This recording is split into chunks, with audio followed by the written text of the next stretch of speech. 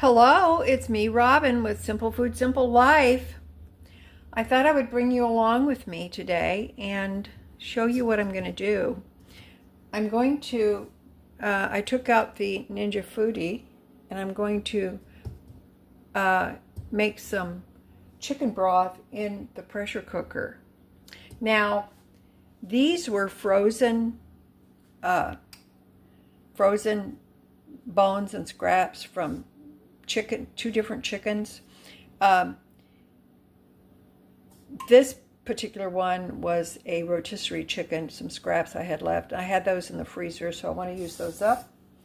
And just recently I had made some bone-in chicken thighs for my little dog Sadie and for me, and this is the scraps I've got left, so I'm going to add those to this as well.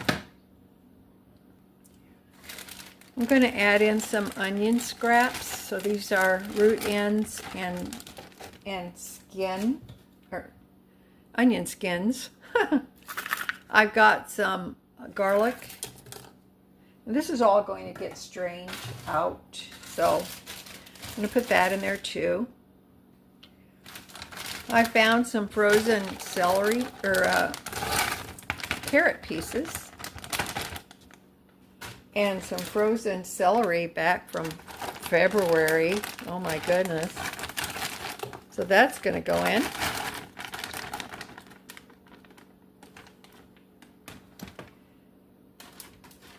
And some frozen onion ends and pieces. That's going to go in too.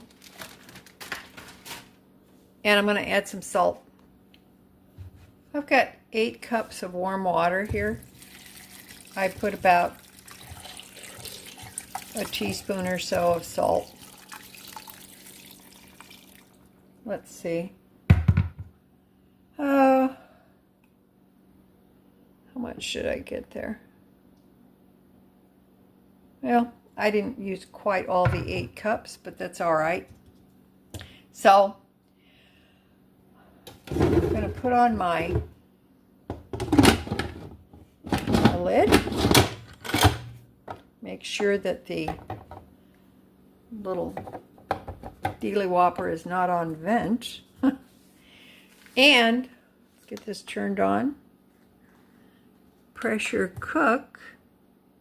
I'm going to leave it on high, but I'm going to pressure cook this for 20 minutes, I think, because I want to get the most out of all of the bones.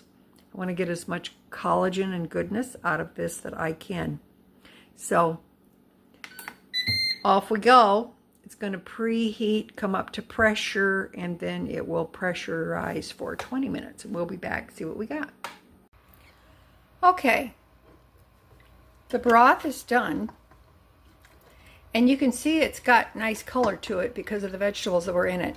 Now, I strained this out with this spoon here. I strained out the bulk of the bones and the vegetables. But I'm going to run this broth through a sieve and get even more of the stuff out that's making this taste so delicious. And this is the ingredients that I pulled out, all cooked up. And I'll just show you, I'm just letting this drain and drip into this bowl, and then I'm going to strain this broth with the rest of the broth. Then I'll put it in a jar and we'll see how much we got. I'm going to keep the broth in the refrigerator. Okay, we've got about 6.5 cups there. So let me put this in jars. Okay, there is 1.5 quarts of broth, and I have this much left. So let me give this a taste. It smells delicious.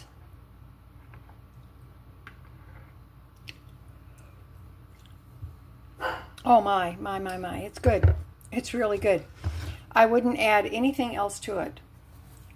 Nothing. This I'm going to use this today or tomorrow. I might make some ramen noodles, and I will use this for the ramen because it will be just right. These are mayonnaise jar lids, by the way, which you can use on your canning jars when you want to store things in the fridge. All right, that's it for me today. I love you guys. You know I do. As always, you know that little is much when God is in it.